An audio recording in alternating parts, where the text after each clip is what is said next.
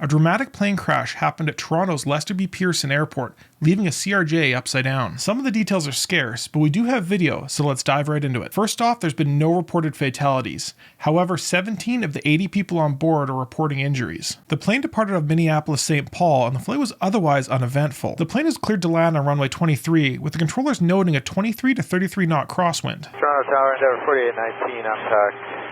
Runway 23. Endeavor 4819, Toronto Tower, wind 27023, gust 33, clear to land on runway 23. You might get a slight bump in the glide path, there'll be an aircraft in front of it.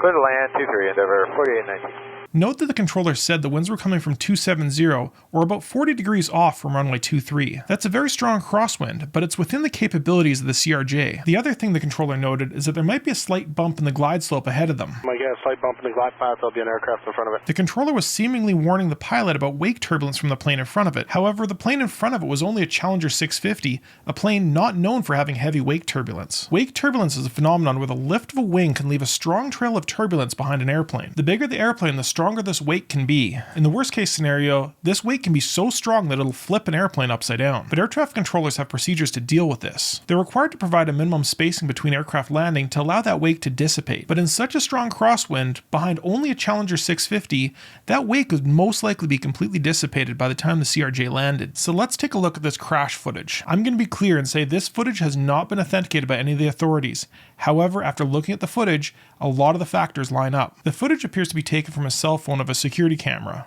Note the blast shield to the right, the car in front of the camera, and the distinctive light pole on the left-hand side of the screen. With the plane traveling from the right to the left, this tells us that we're on the south side of the runway. That place is probably somewhere right around here. And wouldn't you know it, Google Street View has data from here from 2009, with Apple having data that's even newer. So unless this is an extreme coincidence, this video looks pretty real to me. This video shows us an explosion, likely where the wing ripped off. The fuel is housed in the wings of these planes, which would explain the fireball. But unfortunately, due to the extremely low quality of this footage, we can't gain much more information from it. One thing we can note from the photos and other footage is just how quickly this plane stopped. We can see that the plane stopped on the intersection of runway 2305 and 15 left, 33 right. That means the plane stopped in just a little over 1,000 feet, which is a very rapid deceleration. So that then begs the question, in this cold, terrible weather, what was the runway condition actually like? For that, we can turn to the ATIS, which includes a runway condition report at such a large airport. Runway surface condition,